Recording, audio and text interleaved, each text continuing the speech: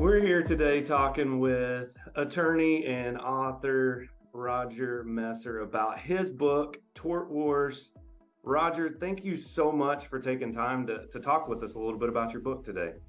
Well, thank you. I appreciate it, actually. Why don't we start? Just tell us a little bit and kind of give us an introduction and a little bit of an overview of your book.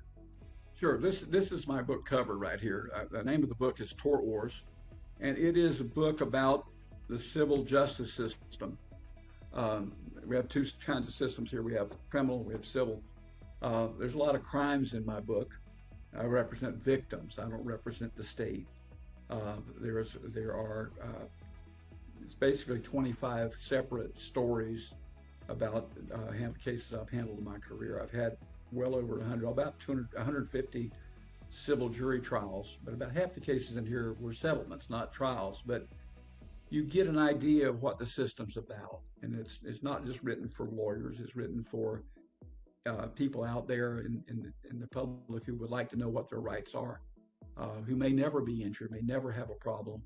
Um, it is a was a very cathartic and a pleasure to write it. By the way, it took me a long time, but it is um, the first story in the book is probably the most significant case I ever handled. I've been a lawyer for 47 years now, about, um, and the first case was early in my career, and with that case, we got some justice for uh, a family down in Mexico whose father was killed in Okeechobee County, Florida, tragic accident. And then we got justice for people like him.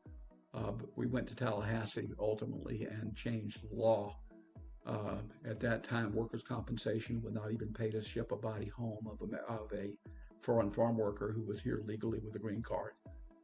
They only uh, allowed the law said if you're killed on the job in Florida and you're from Canada or the United States, that your family gets 100,000. If you're from anywhere else, the family only gets $1,000, which occurred to me was unconstitutional. And we actually won at the local level here, and then we lost at the fourth district, and we ultimately won in Tallahassee. It took 6 years from the date of the gentleman's death until his wife came up from Mexico and uh, was able to finish the job here. We finished it 6 years to the day of her husband's death, and it was a lot of adventure there. I mean, a trip to Mexico and lots of things went on, but that's just the first book, the first story in the book. The last story in the book was in all the papers here. The last story in the book was my client's daughter was 18 years old. She was a college junior already. She was driving her dad's brand new F-350 pickup truck west of Fort Pierce, Florida, on Highway 70, with her best friend in the seat beside her and doing 63 in a 65 zone when she took her foot off the accelerator 1 second before the two girls died. They were hit head on by a Prevost motorhome, being driven the wrong way at night with the lights off, being driven by a 99-year-old man. How many things can go wrong with this case? That case took us to Michigan, and we actually had to try the case in federal court, and we got a huge verdict, and it was very heartening. I only represent one of the two children, but the families of them. But that's the bookends of the case. But there's lots of stuff in between. There's one attempted murder uh, where a guy had, got a fractured skull, and there's a couple of really bad fraud situations where siblings were stealing from siblings. We're not talking a few dollars. We're talking, large amounts of money. Um, there are several people don't know what a products liability case is. There's about three examples of what products liability is in cases that I personally handled against either distributors or manufacturers of defaulty products that seriously injure or kill people.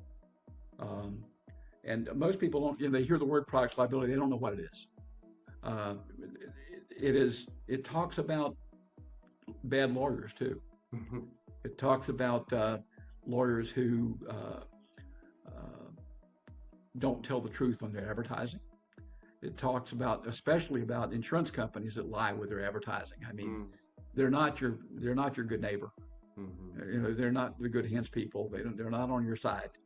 And it's not just I was talking to you before the interview here about it's all the companies. It's not when I say I shouldn't say all the companies. There are a handful of companies that are honest and straightforward, and I can tell you who they are, but I don't want to get That'll the be book off the record. We'll take off the that one record. off Yeah, the record. Yeah.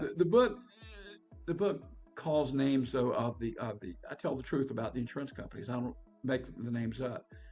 Um, Several of the stories in the book are I use the actual people's names. That's with their permission. Um, where the people wanted more privacy, I've agreed to change names. And there's one case there that is a sexual assault case that resulted in litigation, and I changed at the request of the client, and I changed the names, I changed the year, I changed several things in that story to protect the innocent. It was against the local school system. A child was raped on the school bus, and it was on videotape. The school bus had a video machine. Horrible.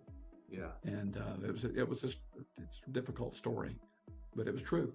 And it's the book runs the gamut of tort law. Okay, torts are a civil wrong.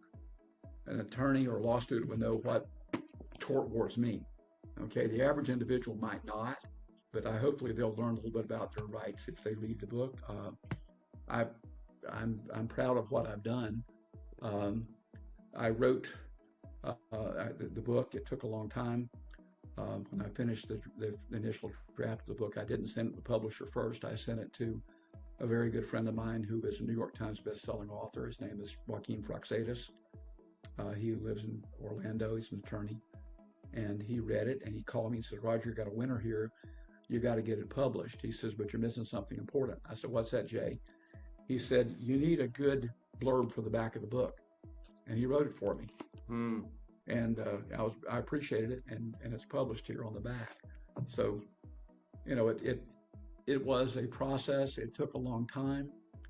I can tell you that I began the book over 10 years ago. I wrote 2 or 3 chapters, and I was having lunch with another attorney friend of mine up in Melbourne, Florida, and Doug Beam is the guy's name. He's a great lawyer. And he read the first chapter, and he said, "Roger, this is great. You got to get it done." Well, I worked at it. I got about a third of the way through, and then about 8 years ago, I got really busy trying cases.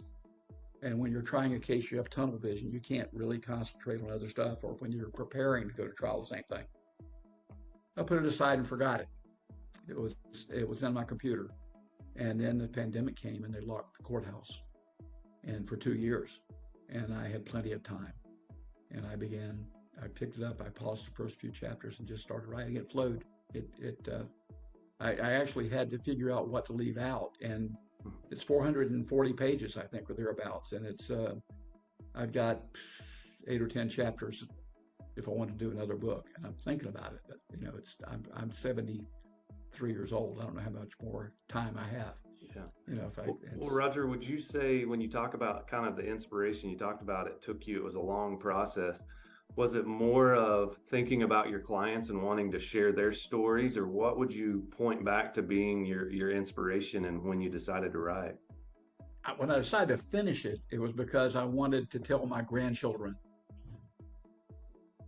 I wanted to tell my grandchildren what it was about, and maybe their children.